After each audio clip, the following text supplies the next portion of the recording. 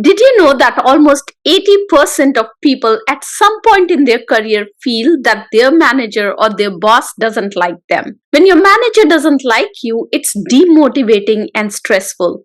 It can limit your growth and promotion opportunities. And while the first instinct is to quit and find another job, the reality is that finding a new job can be hard and can take time. Also, if you love your job and if you love the company that you work for, it might make sense to try and fix things with your manager.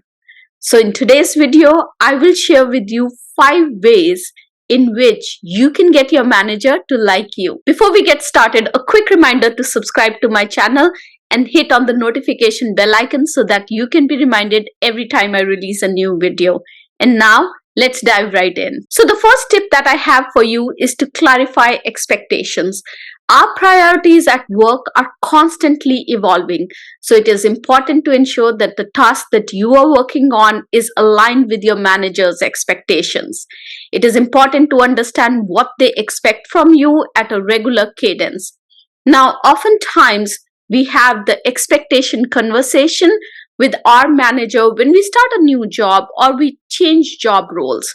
I recommend that you have this conversation with your manager every 3 to 6 months to make sure that you and your manager are aligned on the priorities and on the success criteria.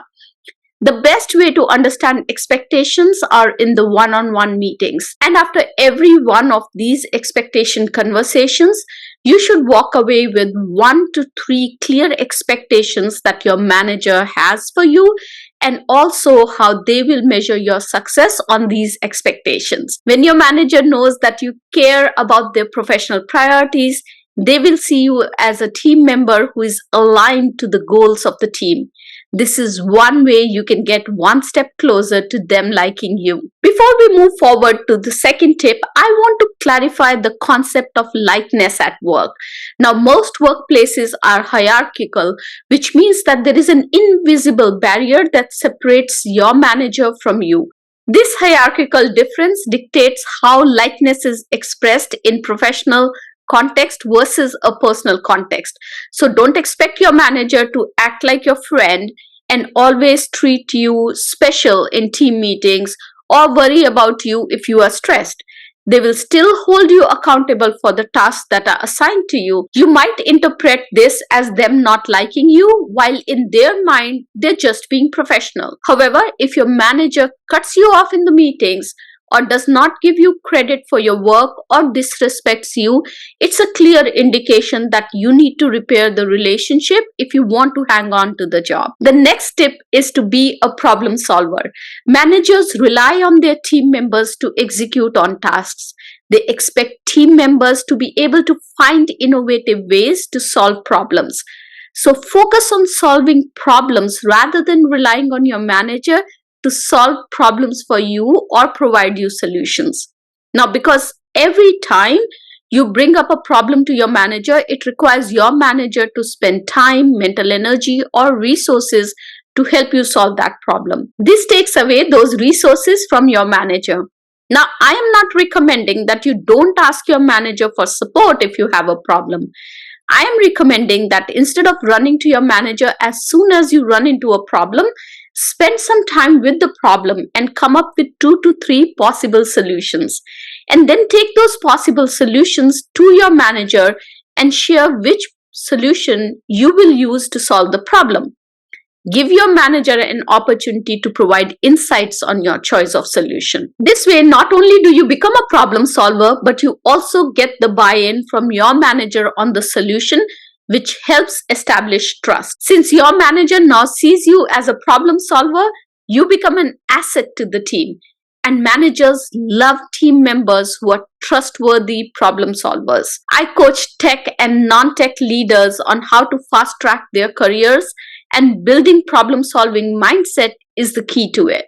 So if you would like to work with me to grow your career, use the link in the description box to contact me and let's get started on your growth. The next tip that I have for you is to ask.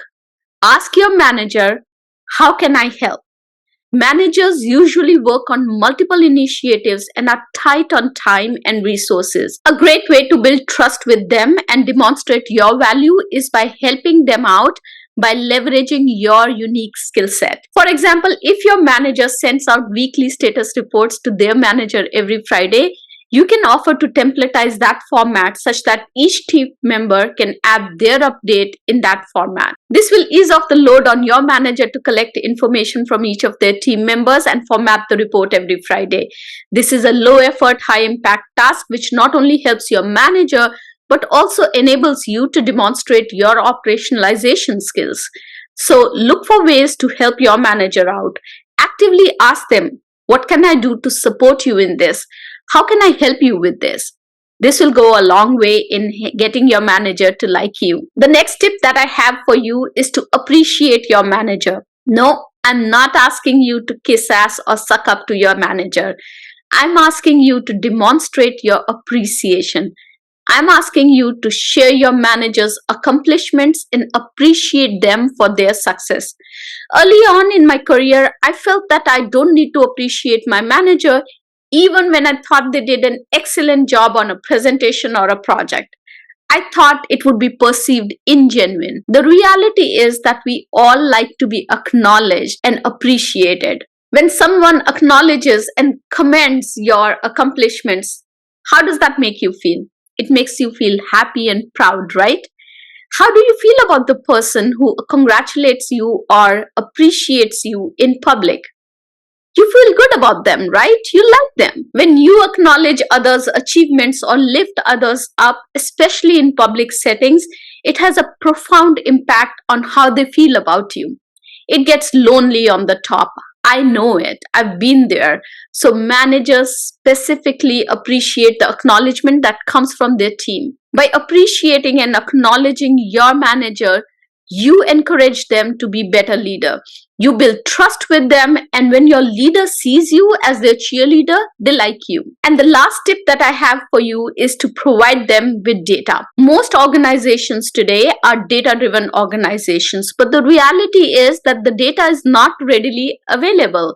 So instead of performing exact task or answering the exact question that your manager asked, provide them with contextual information with supporting data. I've been a people manager for over 20 plus years now, and I always appreciate when my team provides me additional information, supporting data, and fresh perspectives on an issue, specifically around new initiatives.